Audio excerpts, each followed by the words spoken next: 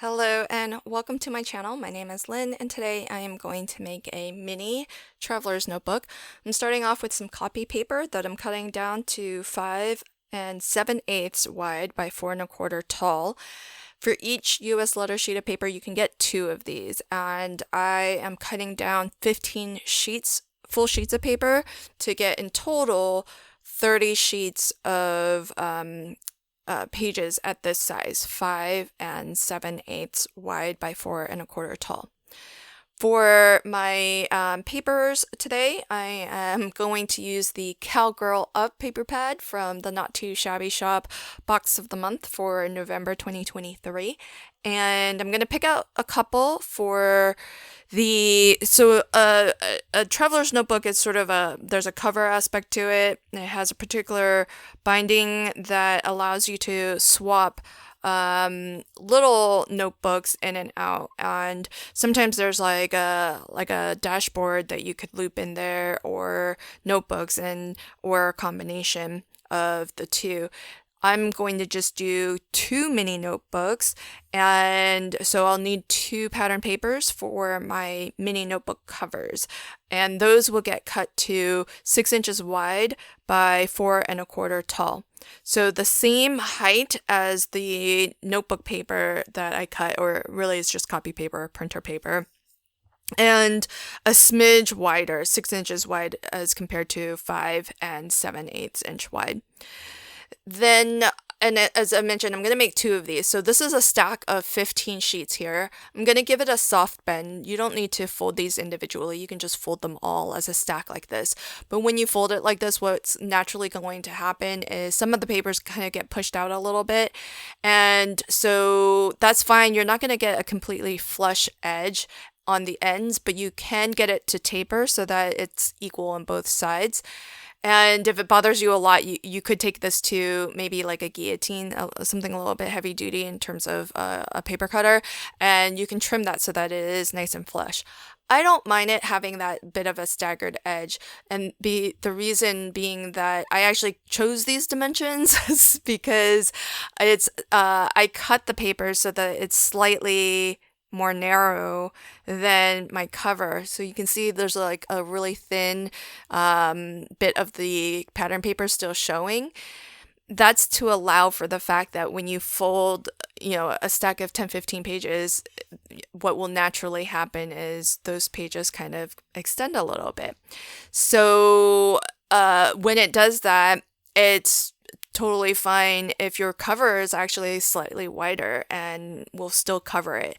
So that's why I've designed it to this dimension, because I knew I wanted to use 6-inch wide pattern papers. So that kind of dictated the width of my page. Certainly if you're using larger papers, then you could definitely adapt this to whatever size you'd like. I have this pretty handy tool. It's a long reach stapler. I don't know how common it is for crafters to have this, but it's really handy because in order to staple this notebook together on that spine, like right in the middle there, it needs to actually staple 3 inches in from the edge, because remember the cover is 6 inches wide, so it needs to get directly in the center. It needs to staple 3 inches in from that outer edge, and most standard staplers will not accommodate that, and so there are other types of staplers on the market that let you staple anywhere. I think a lot of scrapbookers might have them because sometimes they staple things like in the middle of a 12 spread. So I know for certain, at least at one point, I don't know if they still produce it, but We Are Memory Keepers made something like that. It kind of has a bottom plate and then the top plate. And so I think there's a magnet that will hold the two together. And so they can completely detach so that you can put the bottom wherever underneath your 12 by 12 layout, for example, and then they're magnetized so they can find each other, and then you can staple into that bottom plate. Now, that finishes my little mini notebook, and you can make 2 with the amount of sheets that I cut down. And now I want to make the actual traveler's notebook cover. So for this, I am starting with a 120-pound heavyweight cardstock that I've cut to 7 1/4 wide by 4 7/8 tall. So that's 7 1/4 wide by 4 7/8 tall. And I want to score that along the 7 1/4 inch edge at 3 1/4 and then at 4 inches. So basically what that's going to give me is a book that measures 3 1/4 wide by 4 7/8 inch tall and have a spine that is 3/4 of an inch thick. Then along that 3/4 inch spine, what I'm doing is a 1/4 of an inch in from the top and bottom. I am going to put some dots. The dots are a 1/4 of an inch apart. So 2 dots at the top, 2 dots at the bottom, and I'll show you a close-up of how that looks. The dots are indicators for where I am going to poke some holes. And the holes are so that I can do a really simple binding that allows me to use some stretchy cord, which is what we'll hold in our 2 mini notebooks. So here you can see the 2 red lines are the score lines that we put in. So 3 1/4 inch and then at 4 inches, and the blue dots are where I put my pencil marks. So you can see they are they should be a 1/4 of an inch apart from one another and about a 1/4 of an inch in from that top and bottom edge. And this sort of spacing works out well for the size holes that I need. You don't want these holes to end up being too close to one another because then this is just paper after all. It is 120-pound heavyweight or cover weight cardstock. But over time, that stretchy cord that's going to have a lot of wear and tear on these holes, and they might the paper might get crushed over time. So you don't want the holes too close to one another because then instead of 2 separate holes, you might end up with one bigger hole. I'm just using my pokey tool to make my holes because I think they're going to end up being smaller than 1/8 of an inch, and I don't need it to be precise at all. The cording that I'm using, it's a stretchy cording. You can usually find it in the jewelry making area, and it's only 1.2 millimeters thick, the one that I've chosen to string my binding with. So that's why I felt I didn't really need the what I'm using now, the Big Bite, to make larger holes. That way I can keep those holes just big enough and not have to make them any larger than they absolutely need to be. Through this center hole that I'm punching now, though, I am going to punch a 1/8 inch hole because through this hole in the center, I am going to thread some 2 millimeter thick stretchy cording as opposed to 1.2 millimeter. And that 2 millimeter cording has to, both ends of it, so two thicknesses of it has to go through that hole. So it does need to be a little bit larger than the holes that I've punched or poked through at the top. Okay, so now to do the actual, binding. Really, really easy. And the rule of thumb basically is what you want is on the inside that your cording runs top to bottom. On the outside of your cover, your cording needs to run left to right. Because you want that long stretch of cording. That's what's going to actually hold our mini notebooks into this cover. And it might be easiest to start from the inside, go out, and then just follow that rule. So for as many loops as you need, I only did 4 holes, so there's just going to be 2 loops. But what you want is, at the end of the day, you want your 2 loose ends to end up on the inside. And then that way you can tie those 2 ends together and that knot is hidden. You don't want that on the outside. In terms of the tension, because this is a stretchy cording, you want it to be tight enough so that there's enough tension to actually hold your notebook in place, because if it's too loosey-goosey, then your notebook's just gonna fall right out. If it's too tight, though, you're going to end up crushing those holes, and it is just paper after all.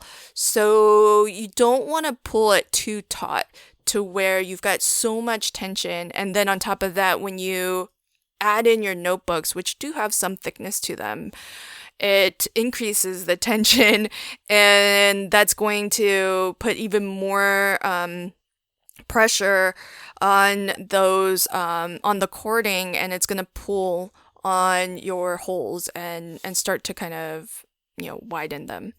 So basically, what you were looking for is just tight enough so that it's a little bit snappy, when you snap it, and it's not visibly like kind of buckling your paper at all. So that's our cover piece. I did sort of guesstimate a stretch of the thicker cording, my 2mm cording, but I'm going to set that aside for a moment and then decorate my cover.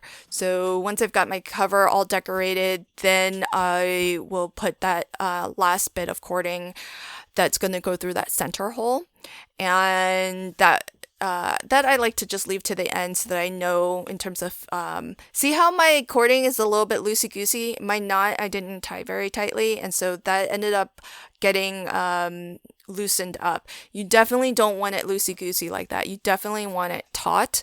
You just don't want it like super tight. But I will notice that later and tighten that up.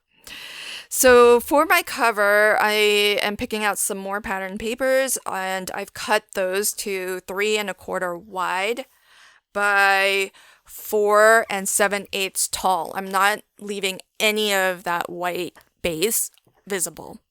So that's going to stretch basically edge to edge on all 4 edges.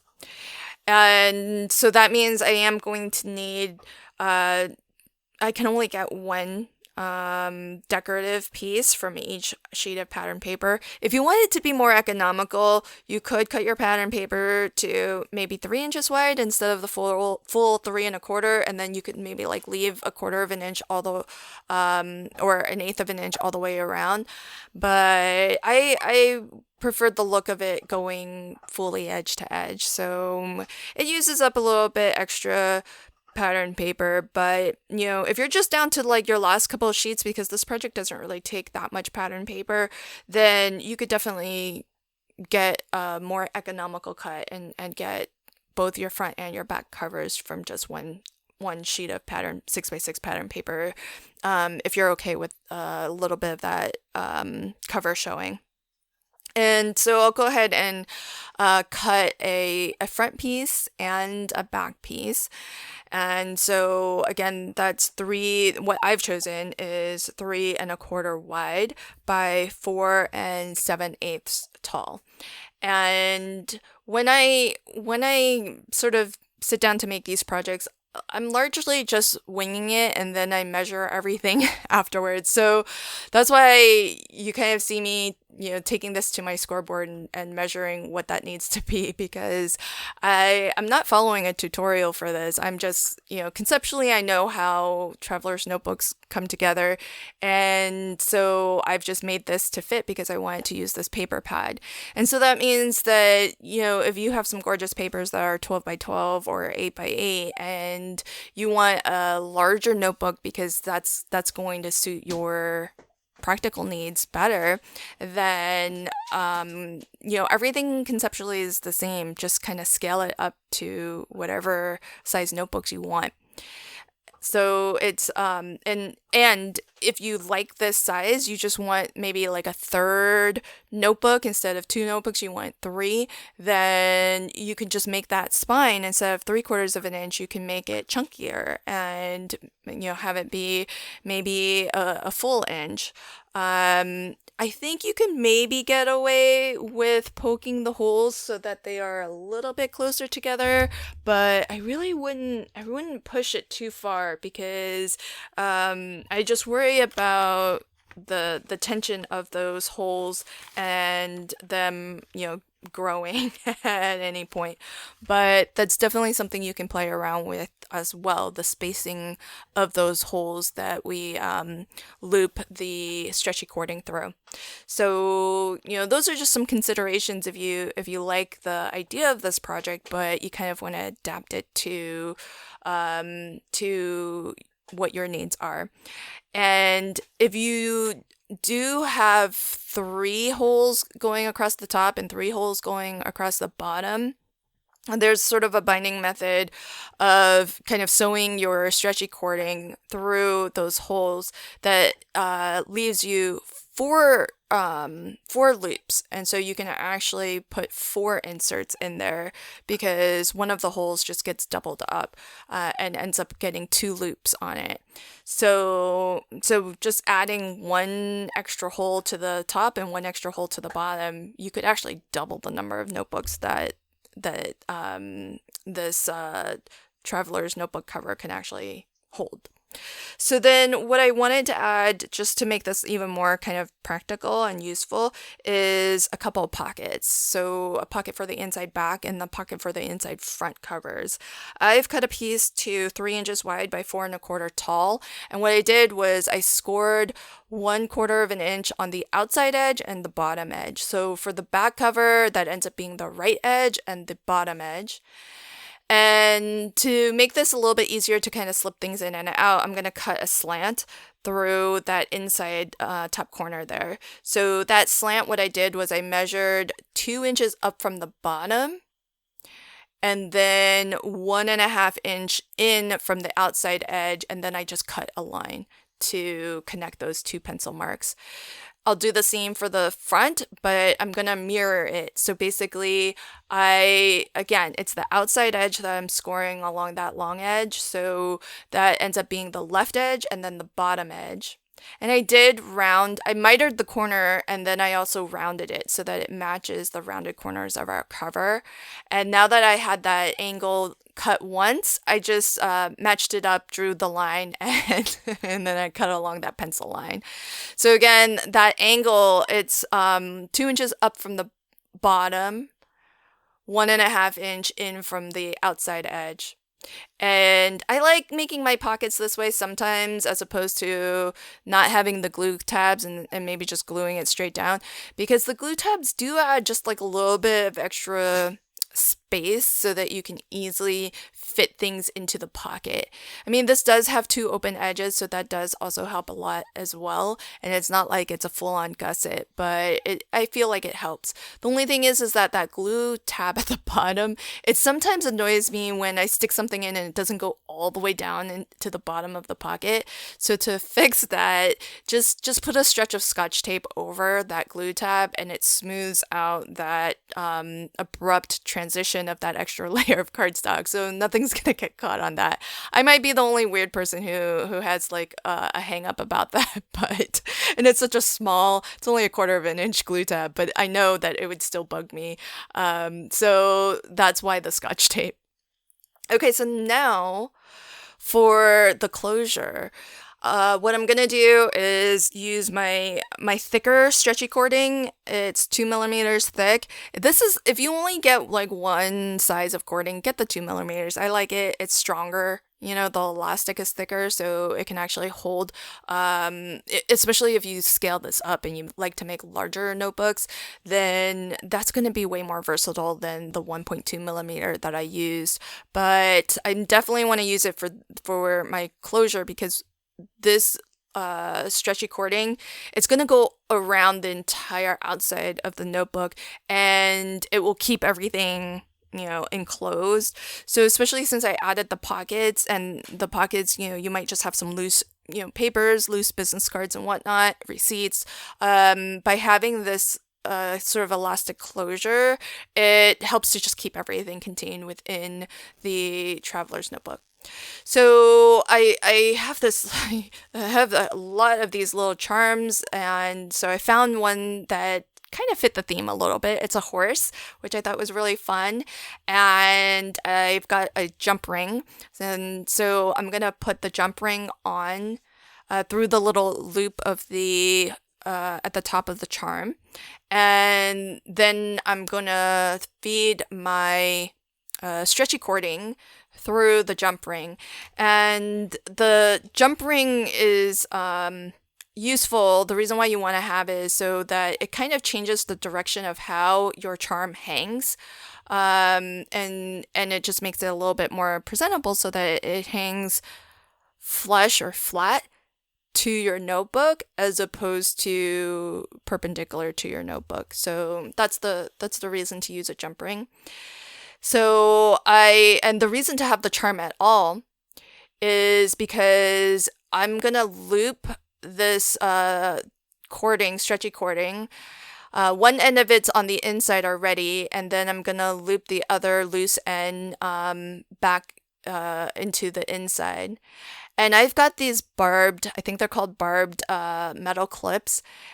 They are really great. So basically, you just put the end of your stretchy cording into the open clip, and then with some flat pliers, you just crimp that metal down to really hold on to that elastic cording. And the purpose of this is because then this bit of metal prevents this loose end of cording from slipping through that hole, and it basically secures this from the inside. Because what you'll see is that there's it kind of will kind of be more flush or flat to the spine or to the cardstock. So it's really useful because then, and if you don't have that, don't worry, because you can just tie the two loose ends together. It's just, I like to use it for this because then it's less bulk on the inside of my traveler's notebook cover.